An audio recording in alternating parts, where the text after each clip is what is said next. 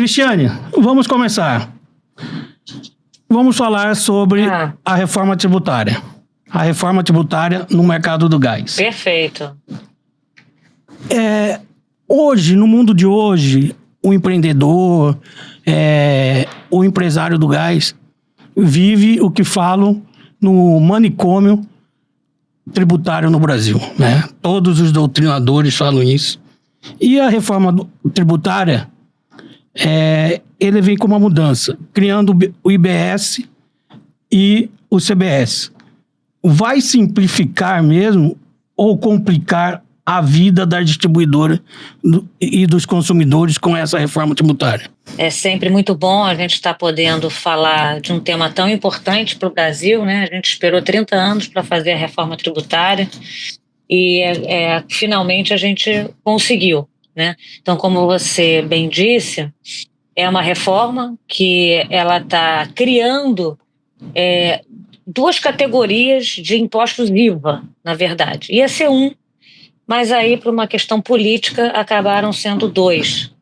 Mas, na verdade, a CBS, que é a Contribuição sobre Bens e Serviços, é um imposto ligado ao governo federal, em que a gente vai eliminar em 2027 com IPI, COFINS e PIS.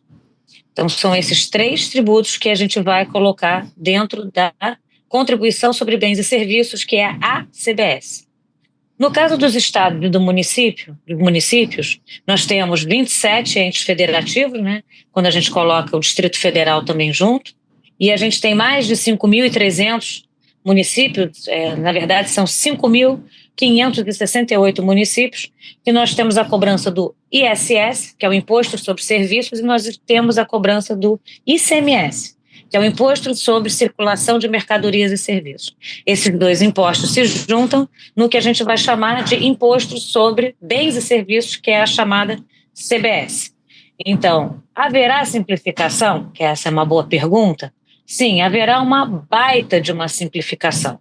Primeiro, porque hoje nós temos 27 leis estaduais e mais de 5.000 leis e normativos municipais. Fora o IPI, né, a legislação toda do IPI, PIS, COFINS. Isso tudo vai acabar. E a gente vai ter um marco só. Então, só por aí a gente vai ter uma baita simplificação. Outra grande simplificação é que agora a gente vai acabar com a miríade de ICMS.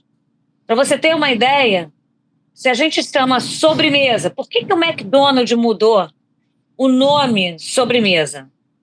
Lá nas lojas que eles tinham, eles mudaram. E mudaram só por uma questão de imposto. O sapato que a gente tem, a depender da sola do sapato, ele vai ter um ICMS distinto.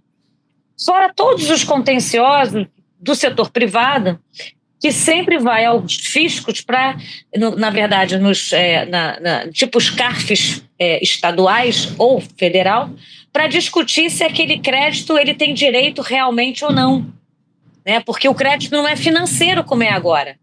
Né? Então, você tem uma discussão se aquele crédito, os fiscos, eles devem ou não. Ou se ele é serviço ou ele é um bem. Porque como o serviço hoje, o ISS é bem menor e é cumulativo, né, que é outra característica ruim de um imposto, né, você também tem muitos contenciosos. Então, não tenho a menor sombra de dúvida, como uma pessoa que trabalhou na Secretaria de Fazenda, né, de que esses contenciosos vão diminuir.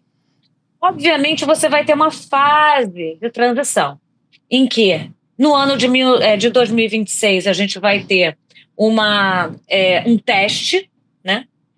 Em 2027, a gente termina com os tributos federais, e aí, no caso do ICMS e do ISS, ele começa a partir de 29 e vai tendo uma decaída, né, do ICMS e o ISS, uma crescida do IBS, até chegar em 2033, quando finalmente a gente termina tudo e a gente migra para definitivamente termos a Contribuição sobre Bens e Serviços, CBS, e o IBS, que é o Imposto sobre Bens e Serviços, que nada mais são do que impostos sobre valor agregado. Por isso que a gente chama de IVA.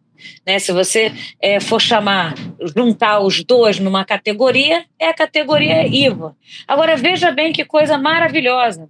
Esse IVA, olha as qualidades que ele vai ter. Ele tem a mesma base, o mesmo fato gerador, cada estado terá uma alíquota para todos os bens e serviços, né? Uma alíquota única. Quem vai dizer é o próprio governador.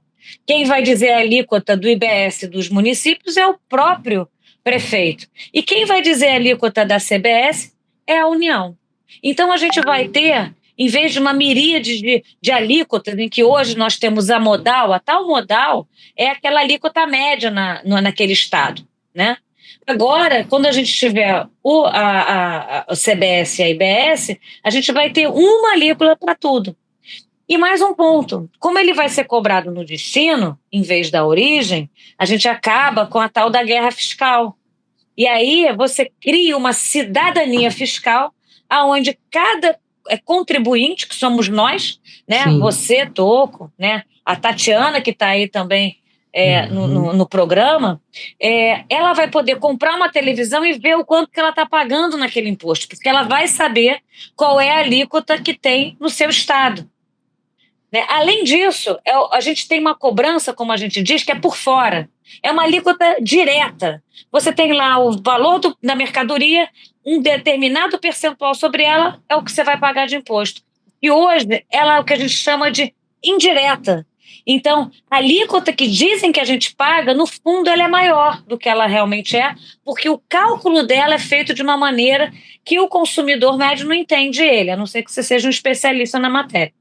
Então, ela não tenho dúvida que ela vai trazer muita simplificação, ela vai trazer uma menor burocracia, ela vai fazer com que a gente tenha que a gente chama de gap de compliance muito menor. O que é o gap de compliance? É quando você vai ter uma menor sonegação, uma menor elisão fiscal, uma menor inadimplência e uma menor judicialização.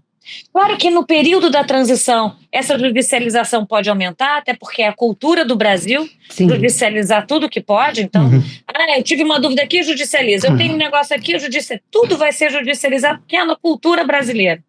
Mas, na verdade, depois de 33, vamos botar um pouco depois de 5 anos depois de 33, porque aí acabou o período, né, dos 5 anos, eu não tenho dúvida que a gente vai diminuir a judicialização desse imposto. Até porque a gente vai ter algumas revisões ao longo do período, a gente vai ter algumas melhoras no texto, coisas que não ficaram tão boas, né? Por exemplo, até no gás natural a gente vai falar mais adiante, mas eu sou uma entusiasta da reforma tributária, sempre fui, né? Estou acompanhando essa reforma como secretária desde 2019 dentro do Concefaz até 2023 e depois em 23 e 24 acompanhei como sendo uma economista sênior, né? Consultora sênior para o Banco Mundial.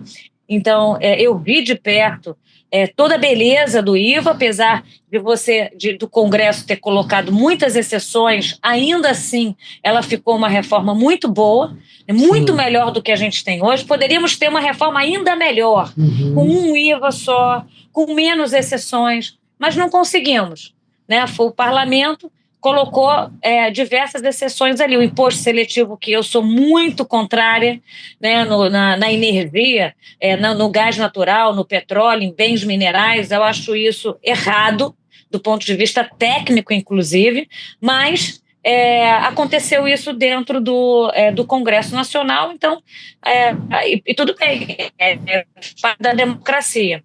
O fato é que vamos ter se olhar de maneira genérica, um imposto, né, indireto, que a gente chama, no imposto direto, o imposto indireto, no consumo, sobre o consumo de pessoas, em que ele vai ser muito melhor do que a gente tem hoje, que, como você bem colocou, é um manicômio tributário, sim.